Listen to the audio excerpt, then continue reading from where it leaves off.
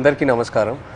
So మీ అందరికీ తెలుసు Thandel cinema కొన్ని రియల్ ఇన్సిడెంట్స్ నుంచి మనం ఇన్స్పిరేషన్ తీసుకొని ఈ సినిమా చేశాము. నాకు ఫస్ట్ చందు గారి కథ చెప్పినప్పుడు జస్ట్ ఒక 10-15 నిమిషాలు ఐడియాగా చెప్పాడు.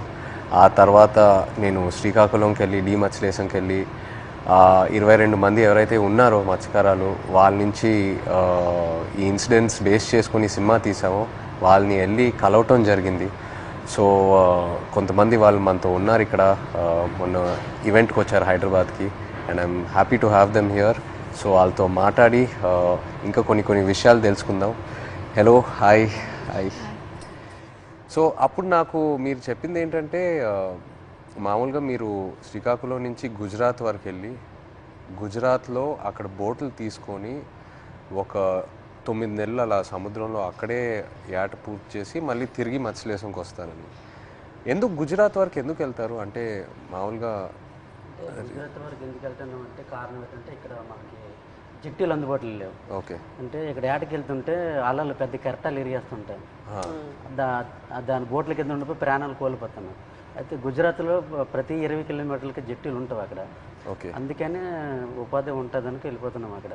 ఓకే ఓకే జీవనోపాధి. ఓకే. కష్టపడ్డానికి వెళ్ళిపోతున్నాం. సో మీరు ఒకసారి అక్కడికి వెళ్ళాక ఒక నెల రోజులు సముద్రంలోనే ఉంటారా? ఒకసారి బోట్ తీసుకున్న తర్వాత నెల రోజులు సముద్రంలోనే ఉంటారు? నెల రోజులు ఉంటాం.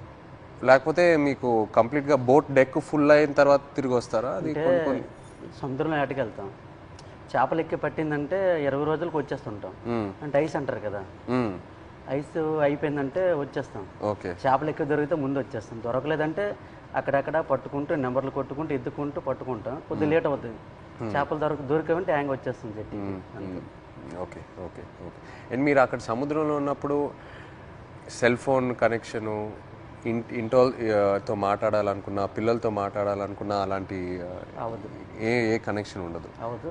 దగ్గరలో అవ్వద్దు. అంటే గుజరాత్ వేరే వాళ్ళు ఉంది కదా పోలబందర్ దగ్గర, దాని నెంబర్ కొడతాం. ఒక 200 కిలోమీటర్లు ఉందనుకో, ఆ స్టీరింగ్ పట్టుకుంటూ వస్తాం. దగ్గరలో ఒక 20-30 కిలోమీటర్లు టవర్ వస్తుంది మాకు.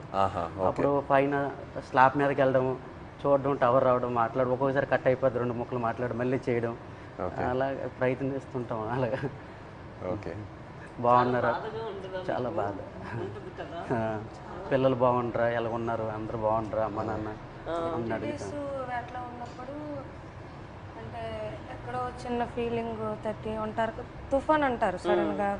గుజరాత్కి ఇలాగా టీవీలో చూస్తాం కదా, గుజరాత్కి తుఫాన్ ఉందని వస్తారు.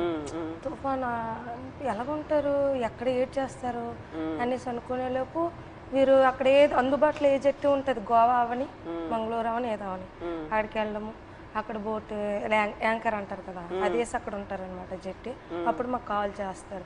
అప్పుడు మాకు ధైర్యంగా ఉంటుంది, ఆ జట్టికి వస్తారు తుఫాను దొరకకంట అనేసి మాకు ధైర్యం ఉంటుంది అనమాట. మీరు రోజుకి చూస్తూనే ఉంటారు. ఎప్పుడు వస్తారు తుఫాన్ కదా, గుజరాత్ లో ఎలా ఉంటారు, ఎప్పుడు జట్టికి వస్తారని చూస్తే వీళ్ళు ఫోన్ రావాలి, అమ్మాయ్యా వస్తారు అనే ఫీలింగ్ అనేది ఉంటుంది. సో మీరు ఫోన్ పక్కనే పెట్టుకుంటారా?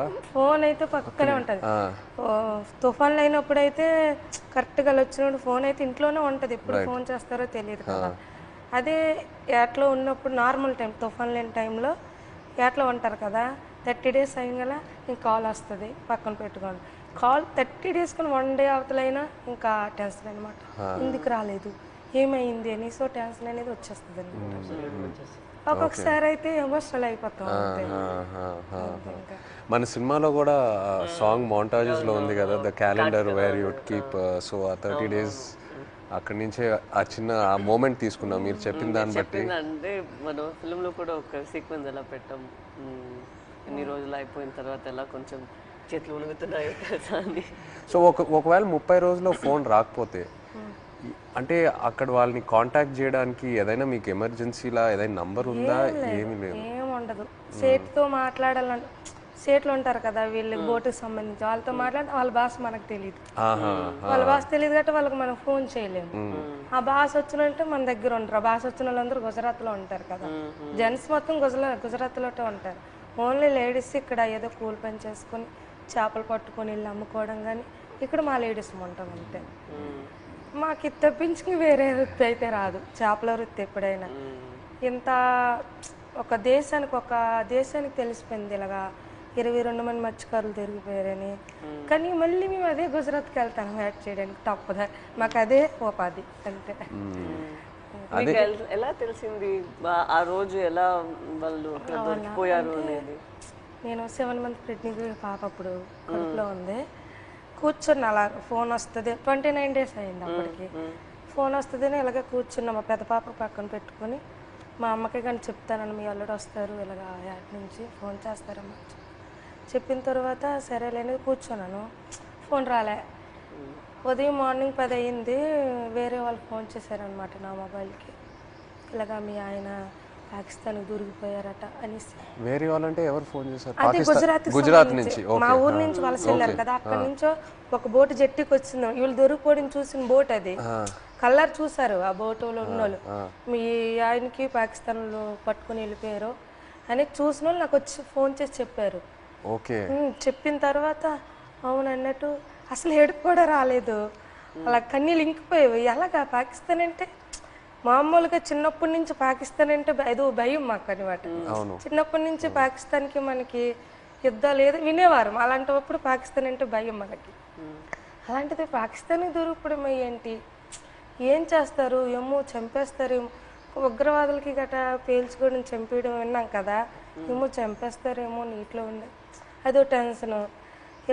అలాగా కూర్చొని అందరం ఫ్యామిలీ మొత్తం, ఏ ఊర్లో వాళ్ళకి సంబంధించిన వాళ్ళు, మా ఊర్లో అయితే 7 ఉన్నారు మా పంచాయతీలో సంబంధించిన 7 మా దగ్గర కూర్చొని ఏమైంది అనేసి అంటే, ఒక అబ్బాయి భాష వచ్చిన గుజరాతీ భాష ఆడిన అబ్బాయికి మేము వీళ్ళు సేటు ఉంటారు రామారావు వాళ్ళ సేటు, వాళ్ళ సేటుకి ఫోన్ చేయించాం. అడగండి ఒకసారి ఏమైంది ఆ సీట్కి అంటే, వాళ్ళు ఫోన్ చేసి అడిగారనమాట ఏమైంది, ఆ పాకిస్తాన్ వాళ్ళు పట్టుకెళ్ళిపోయారంట, ఏమైంది సీట్ అని అడిగితే అతనేమో పట్టుకుని వెళ్ళిపోయారు, నీటిలో ఉంచారని చెప్పారు. ఇంకా మాకైతే ఎలాగ వస్తారు అనేసి, ఎలాగ ఆలోచించాలి, ఎక్కడికి వెళ్ళాలి, ఎలాగ తీసుకురావాలి అనేసి ఒక ఎమోషనల్ అయితే మామూలు కాదు. 22 members అంటే చిన్నపిల్లలు, అప్పుడే మ్యారేజ్ అయిన అబ్బాయి అక్కడే ఉన్నాడు, నేను కడుపుతో ఉన్నాను, 2 పిల్లలు, ఒక భర్త దొరుకుకున్న ఆవిడ కూడా ఇంకా ఆ బాధ వేరే, 2 బిడ్డలు ఒక భర్త అంటే ఇంకా ఆ ఎమోషన్ అయితే ఇంకా వేరే.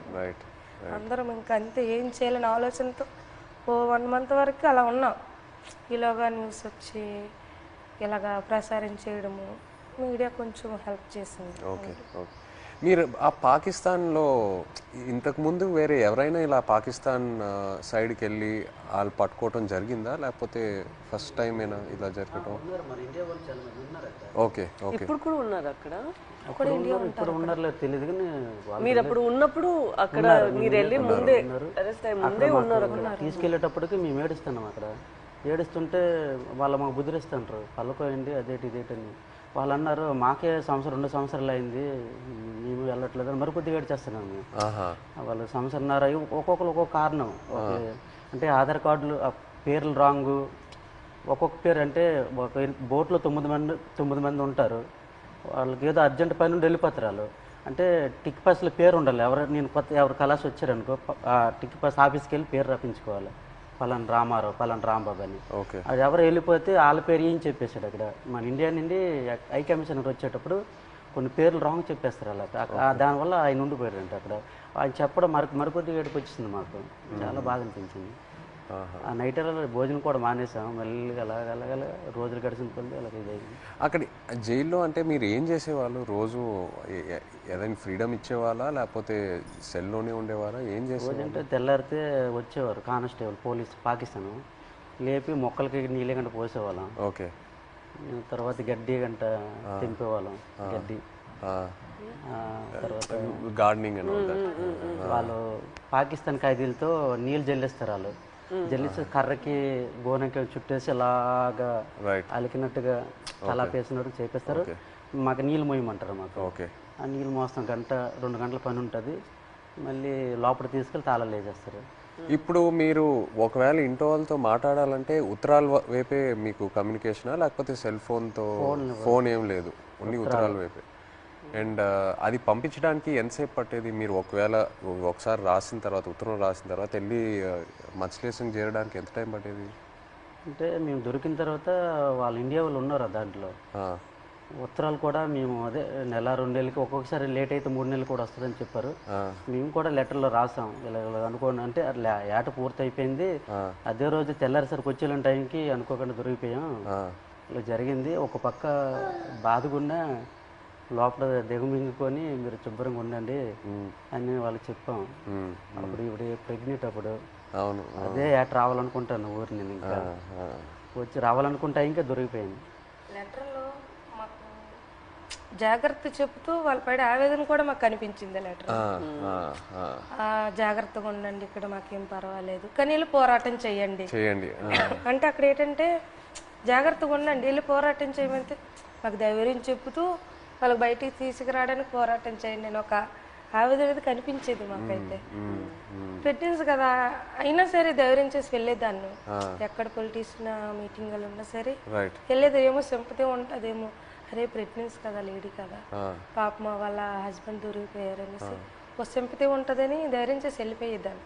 ఓహో మీరు వెళ్ళిపోయారు. నేను వెళ్ళిపోయేదాన్ని, తను ఆల్ ద పొలిటికల్ అన్ని దగ్గరికి వెళ్ళిపోయేదాన్ని. అందరూ మీ హస్బెండా కడుపుతూ ఉన్నావా అయ్యో పాపం అనేవారు. ఏమో సింపతి ఉంటుంది కదా సార్, అంటే వీళ్ళకి అక్కడికి తీసుకెళ్దాం ఢిల్లీ వరకైనా తీసుకెళ్దాం అంటే సింపతి ఉంటుందేమో అనేసి నేను గర్భవతితో ఉన్నప్పుడు కూడా వెళ్ళేదాన్ని. 9 months వరకు నేను డెలివరీ ముందు వరకు కూడా నేను పోరాటం చేశాను వాళ్ళు రావాలని. అంతే. సో మీరు అక్కడ ఆంధ్రాలో తిరిగారు ఇలా పొలిటికల్ మీటింగ్స్ ఏదైనా ఉంటే, ఆ తర్వాత గుజరాత్ వరకు కూడా వెళ్ళారు కదా? ఢిల్లీ వరకు వెళ్ళారు. గుజరాత్కి వెళ్ళా స్టేట్ దగ్గర ఢిల్లీ వరకు వెళ్ళారు. స్టేట్లకి ఫోన్ల వరకే, గుజరాత్ వెళ్ళలేదు. డెలివరీ అయిపోయిన తర్వాత 20 days పాపకి 20 days పాపకి ఇంటి దగ్గర వదిలేసి దాన్ని ఢిల్లీ వెళ్ళాం.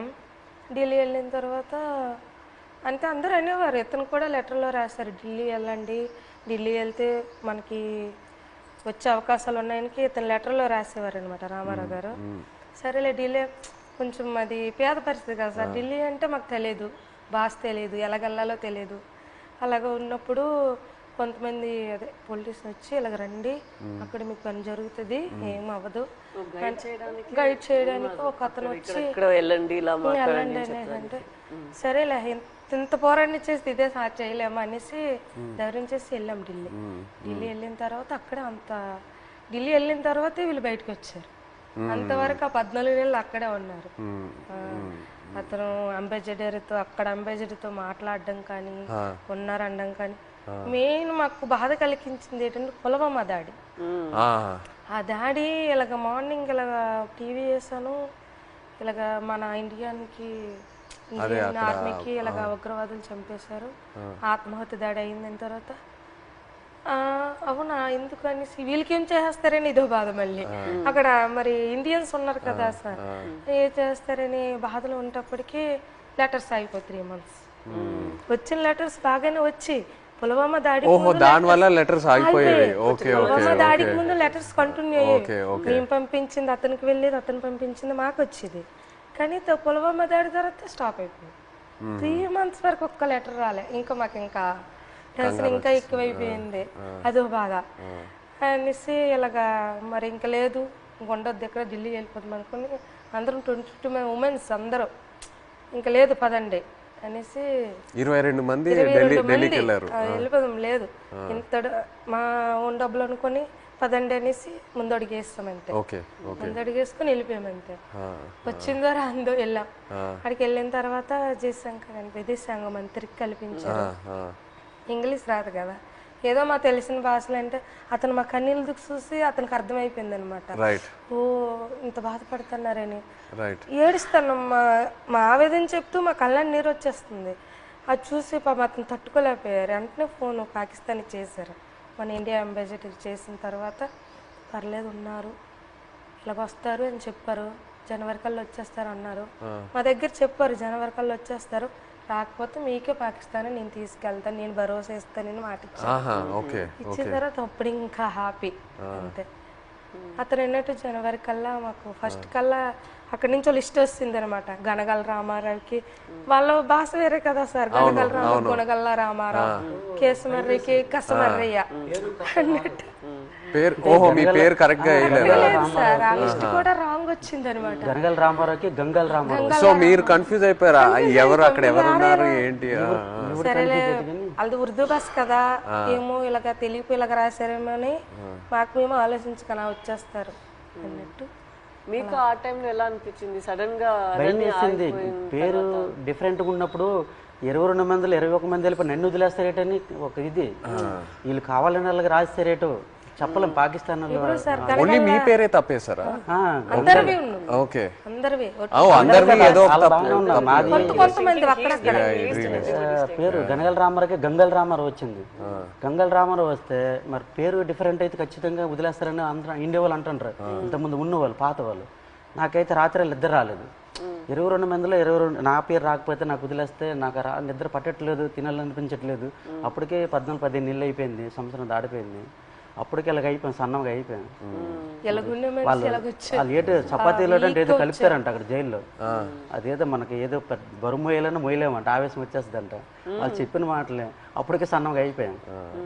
తర్వాత నోటంటే కూడా బ్లడ్ వచ్చేస్తుంది. ఏమంటే టెస్టులు చేస్తే వేడి వల్ల అన్నారు, ప్రాబ్లం లేదంటే కొద్దిగా ఆపేయకుండా ఉన్నాయి. అలాంటి చాలా భయం వేసేది. అలాగే పుల్వామా టైంలో మీరు అక్కడ ఒక కన్ఫ్యూషన్ లాగా ఏమైనా అయిపోయిందా మీకు? అయిపోయింది మరి. ఏదో వేరే సెల్లో పెట్టేవారంట అక్కడ, ఏదైనా బయట ప్రమాదం ఏదైనా జరిగితే. అంటే బీహార్ జైల్లో ఒక పాకిస్తాన్ ఖైదీకి ఇండియా వాడు చంపేశారని తెలిసింది మాకు. అక్కడ జైల్లో టీవీ ఉంది మాకు చూస్తుండగా. చంపేస్తే మాకు తెలీదు. మాకు 4 రూమ్లలో అందరికి ఒక్క రూమ్లో బంధించేస్తుంటారు. బ్యాగులకి నైన్గా పట్టుకొని ఒక రూమ్లో తీసుకెళ్ళి ఇంకోటి బాంబు వేసేస్తారు, మనం చంపేస్తారని అంటే ఇంకొకడు. చాలా భయం వేసేస్తుంది. అప్పుడు ఇంకో అందులో కానిస్టేబుల్ ఉంటారు కదా కొందరు పాకిస్తాన్ వాళ్ళు, ఆయన లేదు అక్కడ మీ ఇండియా కూడా మా పాకిస్తాన్ ఖైదీ చంపేశాడు కదా, ఇక్కడ మీ వాళ్ళకి ఏం జరగకంటే మీరు అందరికి ఒక రూమ్లో పెడతాను, మీరు జడవద్దని చెప్పాడు. అప్పుడు కొద్దిగా ఊపిరి పీల్చుకున్నాం. అలా జరిగింది. అండ్ మీకు జైల్లో ఇప్పుడు డబ్బుల్లా ఇప్పుడు ఈ ఉత్తరాలు పంపించడానికి ఆ అమౌంట్ ఎలా మీకు వచ్చేది? పెన్నుల మీద పేర్లు చేస్తాను నేను. ఒక్కొక్కరు ఒక్కొక్క పని నేర్చుకున్నాం. నాకైతే 2 వారాలు పట్టింది టైం. ఓకే, ఇప్పుడు నాకు చైతన్య పెన్ను ఉంటుంది, పైన దారంతో నాకు చైతన్య పేరు వచ్చేస్తుంది. కింద సాయిపల్లి అంటే ఒక పెన్ను మీద 2 పేర్లు రాస్తే 2 పేర్లకు 200 ఇస్తారు. ఒక పేరు అయితే 100 రూపాయలు ఇస్తారు. అలాగే రోజుకి 5-6 పెన్నులు అలా చేసేవాడిని. ఆ పెన్నులు వాళ్ళకి ఇస్తే ఖైదీలు ఏడు చేస్తారు, వాళ్ళకి బెయిల్ మీద వెళ్తారు కదా కోర్టుకి, వాళ్ళ ఫ్యామిలీకి ఇస్తారు కదా. ఆ డబ్బులతోటి మేము ఏంటంటే అప్పుడప్పుడు ఏదో గుడ్లు తెచ్చుకొని కానీ మాంసం కానీ తినడం కానీ. 22 మందికి మరి మెయిన్ లీడర్ని కదా, వాళ్ళ గెడ్డలకు కానీ వాళ్ళ రింకిలకు కానీ బిస్కెట్లు కానీ ముసలి వాళ్ళకి తెలియదు కదా, వాళ్ళకి డబ్బులు ఇచ్చేవాడిని గెడ్డలకి. సో ఒక్క ఉత్తరం పంపించడానికి ఎంత ఎంత అయ్యేది మీకు? అంటే ఒక 200-300-500 అంటే మా డబ్బులు ఉండవని తెలిసి ఏవో ఖర్చులు మట్టుకు పనులు చేస్తుంటాం.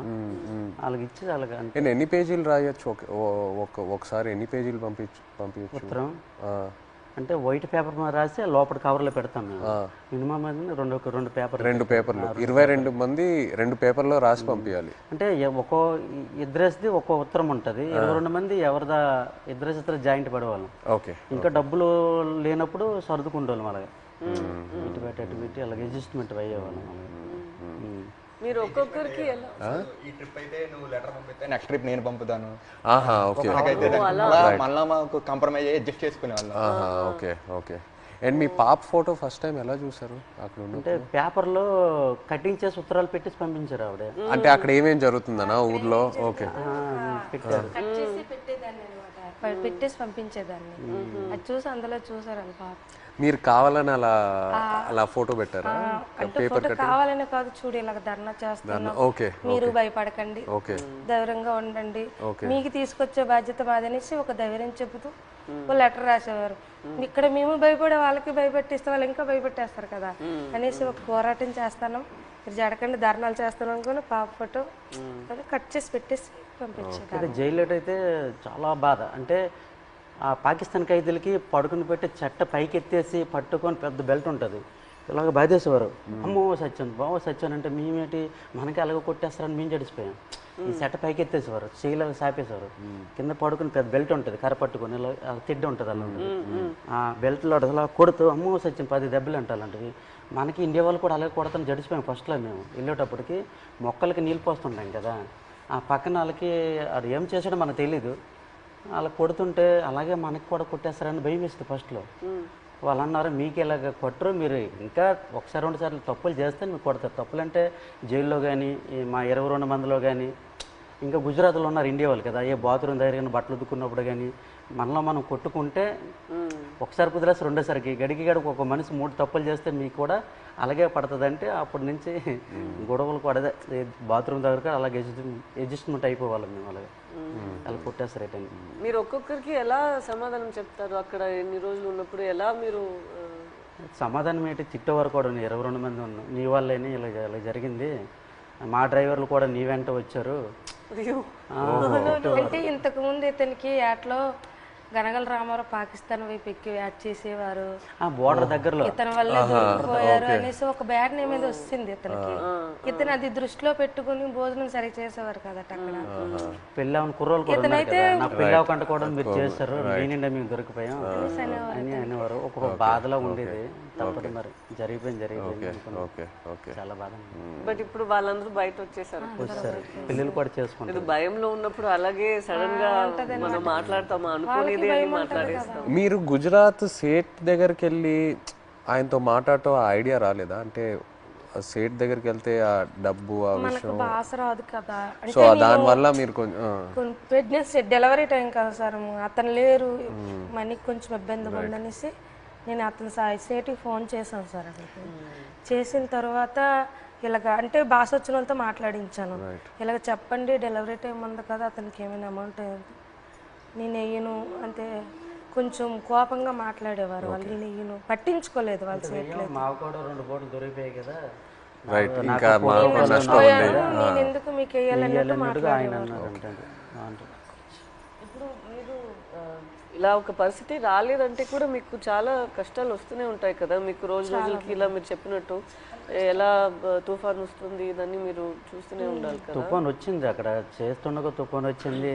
తర్వాత యాంటీ అని వైర్లెస్ మాకు పిడికి పడ్డా తిరిగిపోయింది, చాలా ఇబ్బంది పడ్డాం. తర్వాత బోటు మొత్తం నీరు అయిపోయింది, చాలా ఎదుర్కొన్నాం అన్ని. ఒక్కొక్కసారి బోట్లు మునిగిపోతున్న టైంలో పక్కన బోట్ వచ్చి మనుషులు కాపాడేవారు, బోట్ మాత్రం మునిగిపోయేది. కానీ అక్కడ పక్కన బోట్ లేకపోతే ప్రాణాలు కూడా కోల్పోతారు. అలాంటి పరిస్థితి ఇదని వాళ్ళు చెప్పినప్పుడు మీరు మీ ఆయన దగ్గర అడగలేదా, మీరు ఎందుకు ఈ పని చేస్తున్నారు, మాతోనే ఉండండి, ఇక్కడే ఏమైనా పని చేయండి, మీరు అట్లా ఏం అడగలేదా? లేదు మేడం, అలాంటి ఉపాధి అక్కడ లేదు, మా సైడ్ లేదు. అక్కడికి వెళ్తేనే మాకు మేము అంటే ఇక్కడ రూపాయి వేస్తే అక్కడ 2 రూపాయలు లేదు. ఇక్కడ నెలనూలే లైక్ ల్యాండ్ ఇట్ సెల్ఫ్ వేరే ఏమైనా ఒక పని మనం చేసుకోవాలి కదా, ఇంత రిస్కీగా ఎందుకు? చాలా మంది డిగ్రీ ఇవన్నీ చదువుకుని ఉన్నారు చాలా మంది, చేసిన వాళ్ళు కానీ జాబులు రావట్లేదు. మంచిగా ఎస్టీ జాబితాలో ఏదో చేరిస్తే మాకు జాబులు వస్తామని అంటారు, కానీ చదువుకున్న జాబులు రావట్లేదు. అందుకే ఎక్కువ వలసలు వెళ్ళిపోతారు. చాలా మంది చదువుకున్న వాళ్ళు కూడా వెళ్ళిపోతుంటారు. వీళ్ళ అబ్బాయి కూడా చదువుకుంటారు. చాలా మంది డిగ్రీలు ఇంటర్లు చదువుకున్న జాబులు రాక వెళ్ళిపోతుంటారు. మా మధ్యకి ఎస్టీ జాబితాలు చేరిస్తేనే ఆ జాబులు వస్తావంటే దానికోసం ప్రయత్నిస్తాను, కానీ ఎవరు సరిగ్గా పట్టించుకోవట్లేదు. ఎందుకు మాకు జాబులు రావట్లేదు అర్థం కావట్లేదు. సో మీరు శ్రీకాకుళం నుంచి లెటర్స్ పంపిద్దాం అనుకున్నారు కదా పాకిస్తాన్కి, అప్పుడు జైల్లో ఉన్నప్పుడు. అప్పుడు ఇక్కడి నుంచి లెటర్లు పంపించడానికి ఏదైనా ఇబ్బంది ఉండిందా? ఇబ్బంది ఉంది. ఇక్కడ నుంచి లెటర్స్ అంటే వాళ్ళు అడ్రస్ రాశారనమాట, ఇలా పంపించండి, టు అడ్రస్ ఫ్రమ్ అడ్రస్ అన్నట్టు ఉంటుంది, ఇలా పంపించండి అని రాశారు. అలాగే మేము పోస్ట్ ఆఫీస్కి వెళ్ళి ఇలాగ రాస్తే పాకిస్తాన్ రాస్తే వాళ్ళు చదివారు. పాకిస్తాన్ ఏంటి, పాకిస్తాన్కి మీకేం సంబంధం, మీరు పాకిస్తాన్కి లెటర్ వేయడం ఏంటి, ఇలాగ అడిగేవారు అనమాట. చాలా ఇబ్బంది పెట్టేశారు. 2-3 డేస్ వాళ్ళకి ఇలాగే ఇబ్బంది పెట్టేస్తే మేము ఈ స్టోరీ మొత్తం చెప్పిన తర్వాత వాళ్ళు అప్పుడు ఒప్పుకున్నారు. తర్వాత మేము ఏదో పాకిస్తాన్ నుంచి వచ్చినట్టు, వీళ్ళు పాకిస్తాన్ వాళ్ళు, మీరే ఈడుమెట్టి పాకిస్తాన్ అనేసి వాళ్ళ క్వశ్చన్లు అడిగేవారు. చాలా ఇబ్బంది పెట్టేశారు. తర్వాత ఈ స్టోరీ మొత్తం చెప్పిన తర్వాత అప్పుడు నమ్మారు. అంతే. మీ ఫ్యామిలీ ఎవరు చెప్పలేదా మీకు ఇలా చేపలు పట్టుకున్న వాళ్ళని పెళ్లి చేసుకోకూడదు, ఇలాగే ఉంటుంది మీకు, ఇదన్నీ ఎందుకు, లేదంటే ఎందుకు లవ్లో పడుతున్నారు మీరు ఇలా రిస్కీ లైఫ్లో ఉన్న వాళ్ళతో, అలా ఏమి ఎవరు చెప్పలేదా? ఏదండి అదే మీరు ఎవరు చెప్పలేదా? అమ్మ నాన్న వాళ్ళు ఎవరు లేదు ఇక్కడ ఉన్న వాళ్ళే చెప్పినా అవి లవ్ లో ఉంటాం కదా, అవే కనిపించదు అనమాట. అంతే, లవ్ లో ఉంటే అతనే కావాలన్నట్టు ఉంటది అంతే. ఎంత రిస్క్ అయినా పర్లేదు ఇలాగే ఉండిపోతుంది, అతనే కావాలి. మన తండేల్లో సత్య అండ్ రాజు లాగే ఒక రకంగా.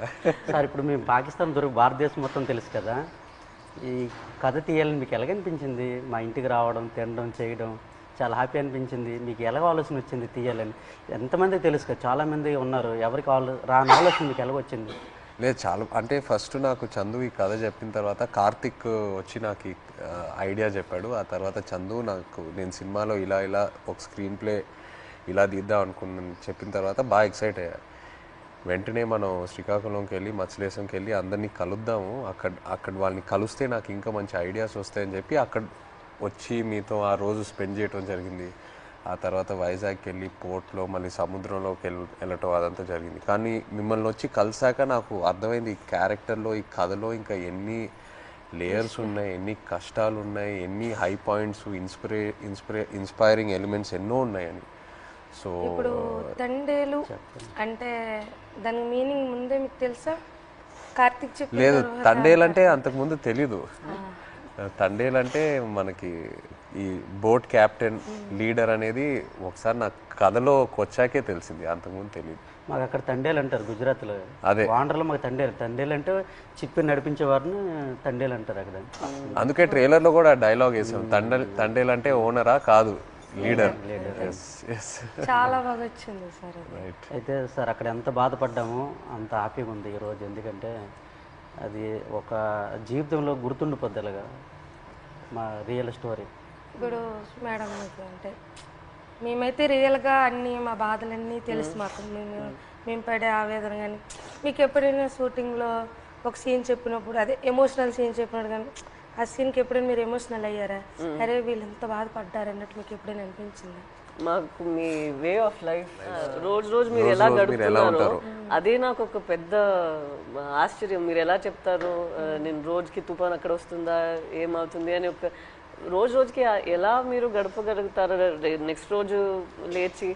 అది నిజ లైఫ్లో నేను అది చేయగలుగుతాను అంత నాలో ఆ శక్తి ఉందని నాకు తెలీదు. సో ఒక్కొక్కసారి అలా చేసినప్పుడు మనం ఫిల్మ్లో నాకు ఈ ఆలోచనే వస్తుంది, వీళ్ళకి ఎక్కడి నుంచి ఆ ధైర్యం వస్తుంది? ఎందుకంటే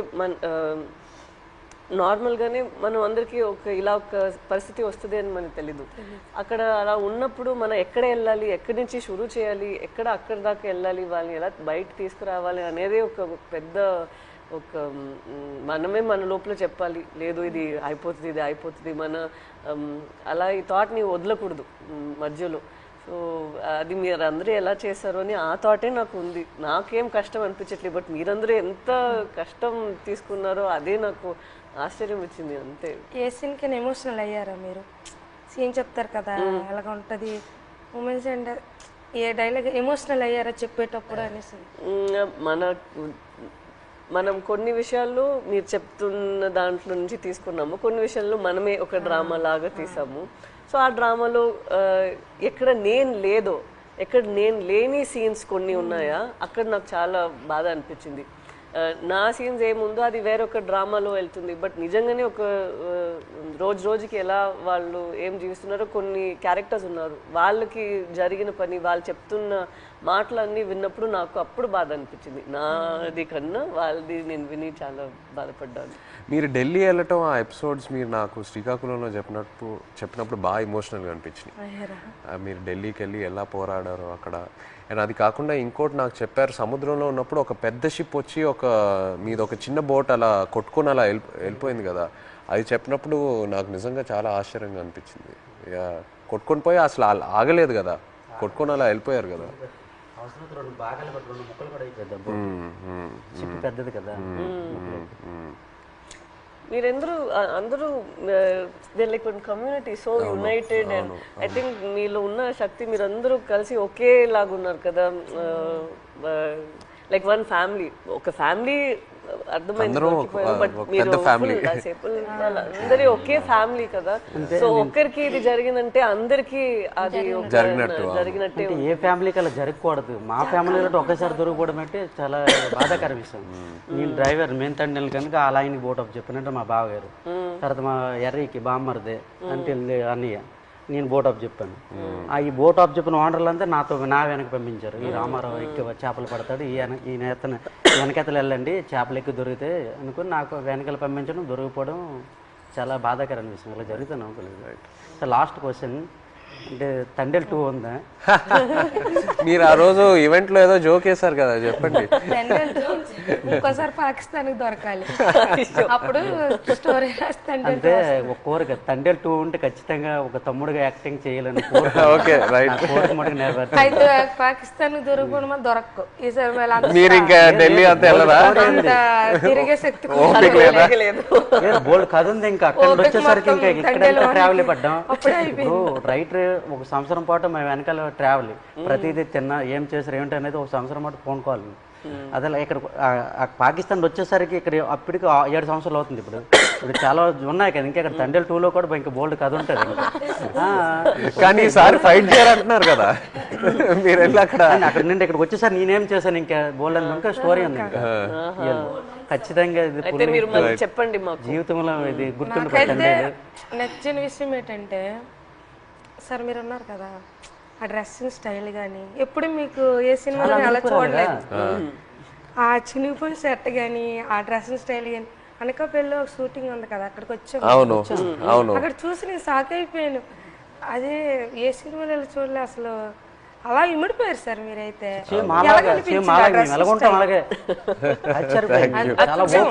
అదే నేను చెప్తున్నా కదా, మిమ్మల్ని వచ్చి అప్పుడు కలిసి మీతో టైం స్పెండ్ చేశాకే నాకు ఆ క్లారిటీ వచ్చింది. ఓకే మనం ఇలా క్యారెక్టర్ ని ఇలా డిజైన్ చేయాలని. సో సేమ్ బనీలతోటి ఆ ఎండలోటి ఇవన్నీ చాలా కష్టపడ్డారు. చాలా యాంకర్ పట్టుకొని ఉన్నారు కదా ఫస్ట్ పోస్ట్ పట్టుకొని హైలైట్ అది అయితే అందరు కూడా మా ఊళ్ళు ముసలంతా సాయి సినిమా మేము చూడాలి. ఎవరికి ఫోన్ చేసినా అదే రింగ్ స్టోన్ బుజ్జి తల్లే. ఎవరికి ఫోన్ చేసినా రింగ్ స్టోన్ ప్రతి సెల్లకి హైలెస్ సాంగ్ అంత కదా.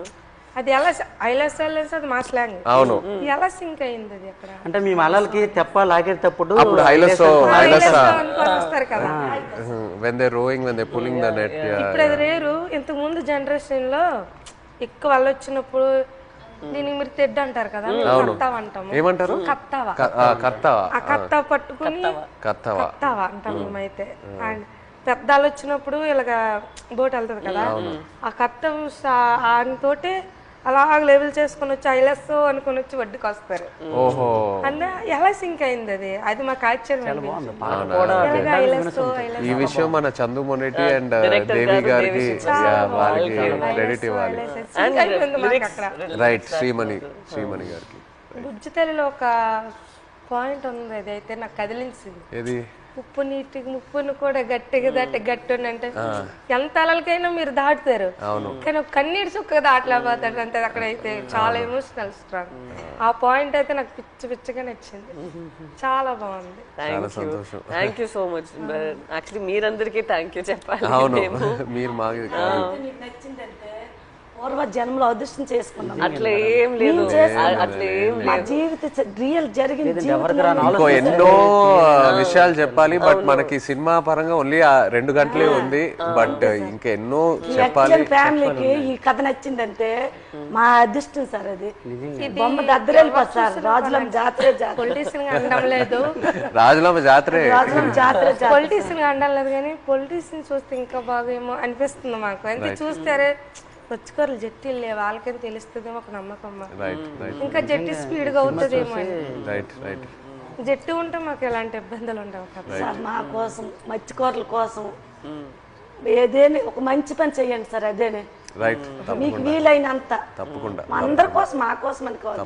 మత్స్యకారుల కోసం 8 మంది హీరోలు ఉంటుండగా మీరు మా జీవితాన్ని ఎంచుకున్నారు తప్పకుండా తప్పకుండా అది పెద్ద తప్పకుండా మేము అనుకున్నాము రిలీజ్ ముందే మీకు ఒకసారి చూపిద్దామని, బట్ మీరు ఐ థింక్ థియేటర్ లో చూస్తే శ్రీకాకుళంలో థియేటర్లో మీరు అందరు వెళ్ళి చూసి చూస్తేనే మీకు ఇంకా ఖుషిగా అవుతుంది నేను అనుకుంటున్నాను. మీకు సినిమా నచ్చితే మాకు ఎంతో సంతోషం. ఏడుపు నచ్చితే మీరు ప్లీజ్ స్టోరీ ఉంటే వేడుపు వచ్చేస్తా మా యాస గురించి కచ్చి కానీ పట్టుకొని ఇంకోసారి వెళ్తాను అది చెప్తే రాజులమ్మ జాతర అది మిమ్మల్ని మైండ్ లో ఇది పెట్టుకొని రియల్గా జరిగింది సార్ చేస్తాం. ఇది. అవునా?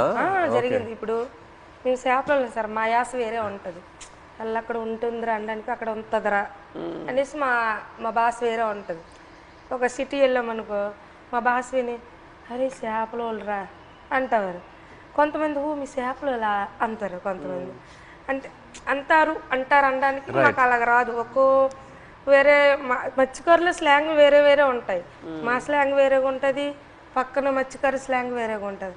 అందులో మా స్లాంగ్ అయితే ఎవరు మాట్లాడలేరేమో, కానీ మేడం గారు అయితే సూపర్. నాకైతే చాలా మేము మాట్లాడినట్టు మాట్లాడారు అసలు. ఇది చాలా భయం, నేను ఫుల్ టైం అదే ఆలోచిస్తాను. హైలైట్ మేడం గారు, మేము అలాగే మాట్లాడతాం. ఉంటదిరా అలాంటి వెళ్దాం రా అన్నట్టే మేడం గారు. చాలా థ్యాంక్ యూ సో మచ్. ఇది నాకు పెద్ద compliment. Thank you very much. Success meet మాత్రం శ్రీకాకుళం అది నా ప్రామిస్. సినిమా రిలీజ్ తర్వాత సక్సెస్ మీట్ కి మేము శ్రీకాకుళమే వస్తున్నాము. మచ్చలేసు